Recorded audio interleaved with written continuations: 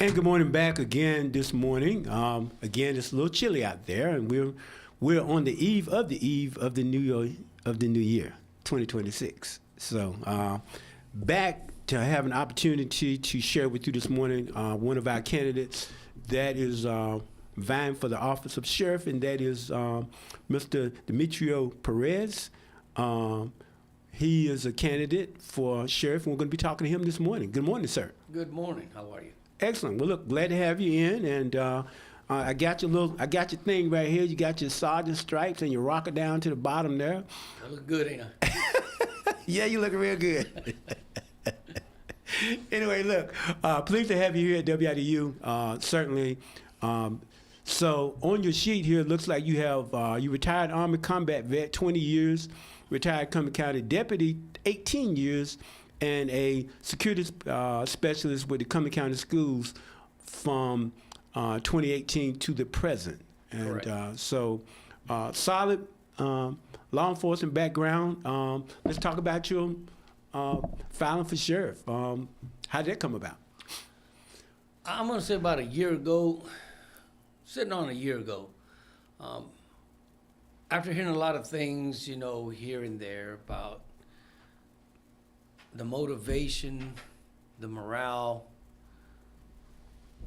the promotion process, if you will, there's just different things that I was hearing that were not that way when I was in the sheriff's office.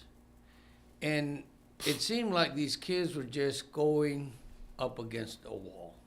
Not trying to throw shade at anybody.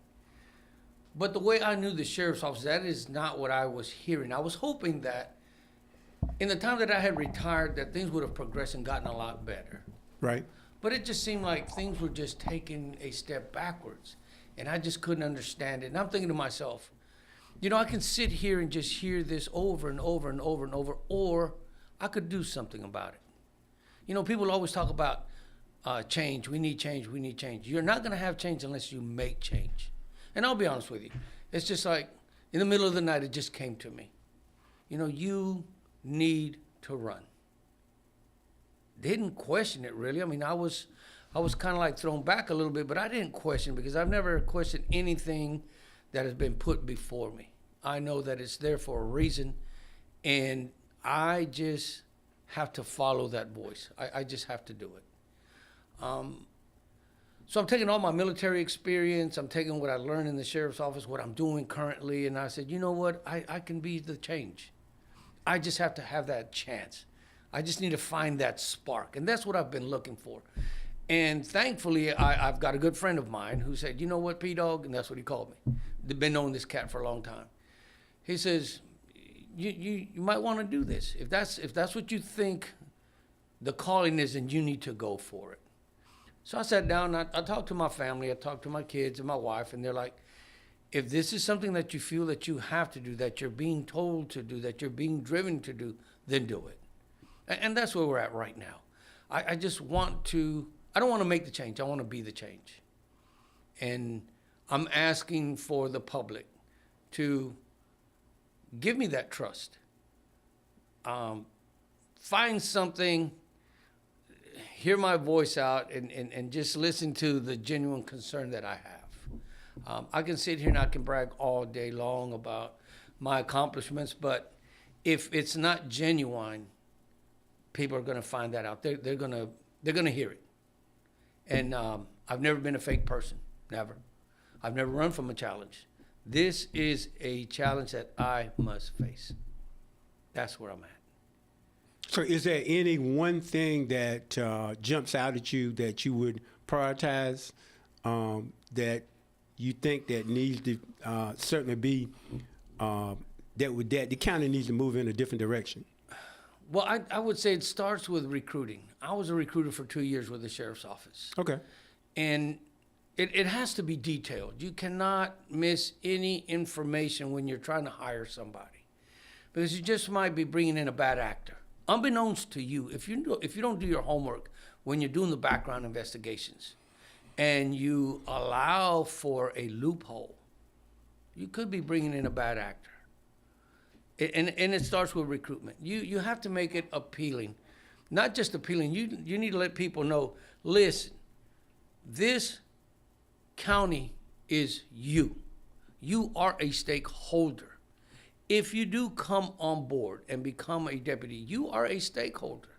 We're going to hold your feet to the fire. We want you to be professional. We want you to be a people person. Don't want you to be a punching bag. Don't want you to be insulted every day and just take it and go with it. There's things that you're going to learn on how to be a better deputy or a better person. But recruitment is something that I would, and again, I don't want to throw shade, okay? The gentleman that's in there right now does a great job, does a good job, but there's always room for improvement. And I think I left something unfinished when I left the sheriff's office as far as a recruiter. I recruited 45 folks in my 2 years. And again, I did a very thorough background investigation on all the people that came before me and wanted to be a candidate, wanted to come on to be a deputy. But recruitment is definitely one of those things that I would visit and I would really look at strongly and much clearer, I guess. Sure. When you think about law enforcement, with your history, a lot has changed in how the public views law Correct. enforcement. What's your perspective on that, particularly post George Floyd? The whole defunding the police program hurt law enforcement. And on top of that, as I mentioned before, you have bad actors. And that's with every profession out there. There's not a one profession that is immune from bad actors. Correct. So you do your best to go out there and engage with the public. Let the people know, listen, I'm the person that you can trust. But when you have politicians, if you will, talking about defund the police, don't listen to police, you have this amendment, protection from this, that, and the third. When some of these folks fully don't understand all the parameters of that amendment, but they're going to push their narrative. Then you have folks, TikTok, influencers. What they'll show you on their little segments is the bad encounter. They don't show you the whole encounter of what happened, what led up to the officer saying this or not doing that, or somebody being pulled out of a vehicle. So you have all those things that come in, and it makes law enforcement look bad. So folks don't know who to trust. Do we trust the politicians that are saying cops are bad? Do we trust the influencers that are putting out these videos?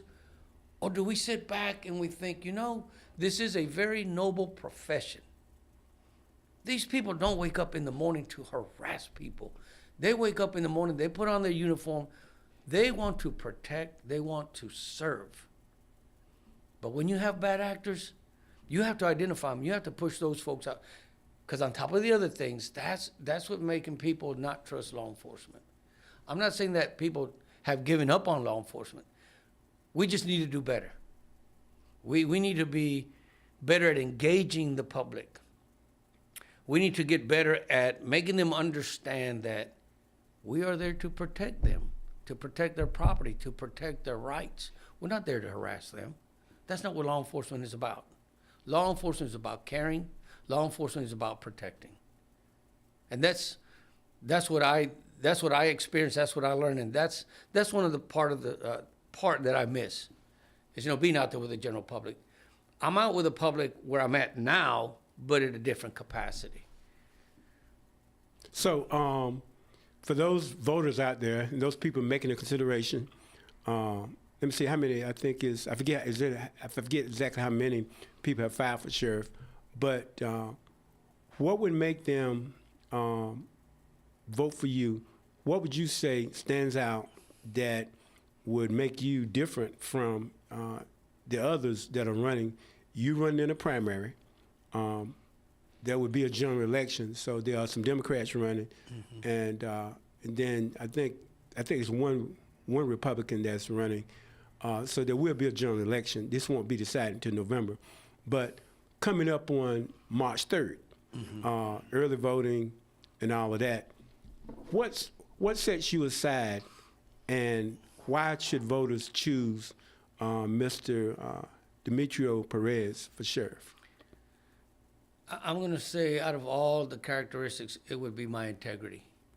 When people actually sit down and get to know me, talk to me one-on-one, they'll understand that this for me is a genuine concern. This is not something that I just decided to kick around and say, yeah, this is something that I might want to do, I may not want to do, no harm, no foul. That's not me. My integrity is solid. I want to do for the county. And again, if I can just sit down, people just talk to people one-on-one, they'll understand my integrity. To me, that's paramount. There's a lot of characteristics, but to me, integrity is what I want to let the folks know. You can trust in me. You can believe that what I tell you and what I say I want to do, I'm going to give it 110%. I'm not going to back down. I'm not going to take shortcuts. I'm never going to bend. Never going to bend. Now, I will sit down. We can hash things out. But when you bend, you give a lot. I'll compromise. There's a big difference between bending and compromising. When you bend, 9 times out of 10, you're going to give up that integrity. When you compromise, you can still sit tough on your integrity, not give up on that, and let people know, this guy right here, you got to watch out for this guy. This guy is smoking. He's doing good things. This is the guy I can get behind. So I'm looking at my integrity. If people just sit down and talk to me one-on-one, they'll understand that I'm genuine about this. I'm ready to serve. I've been serving since 1979. I served my country 20 years. I served my county as a deputy sheriff 18. I'm serving the community as security specialist for the school system. I'm here to serve. I'm here to serve. I will not give up on my integrity. Sure. So the Demetrio Perez for Sheriff campaign, how would folk contact you or gain more information if they want to talk to you or talk to any of your supporters in your candidacy for sheriff? Folks can find me on Facebook, Perez for Sheriff. There's also a link. My PR guy is doing a phenomenal job on that. If you go Perez for Sheriff, you'll find a link where you can contact me. You'll have an email address. You'll have my phone number. Yes, my phone number. Believe it or not, folks, you can call me. And that's how they can reach me. I'm passing out flyers, trying to engage with the community. But they can contact me through Facebook or phone call. Okay. Well, look, Mr. Perez, thank you so much for coming in. You should be back. There's Jay Reinstein. He's going to be bringing all you guys back in for an interview. But this is we wanted to have you in the morning drive, and so this is the morning drive with Troy and Pastor Paul and all of us, this group. Okay, we welcome you back, and our listeners will have an opportunity to hear you again. But thank you so much for coming in. Well, thank you, sir. It's a little cold out there this morning. I know you're a PR person. He's probably from Alaska, so he's good. He don't get cold. Well, I just hope folks go on my Facebook, Perez for Sheriff. Call me, folks. I would love to come out and talk to you, come out to the churches, come out to different events. I would just love to come out and talk to the people, get to know me so I can get to know you better. Yes, sir. It should be a very robust next 60 days, and yes, we're excited about watching to see who comes out on top. But Yes, again, thank you so much for coming by. Well, thank you, sir. And we wish you best success. Thank you. That's going to be a wrap for Mr. Demetrio Perez for Sheriff, and we're going to be out of here. Look,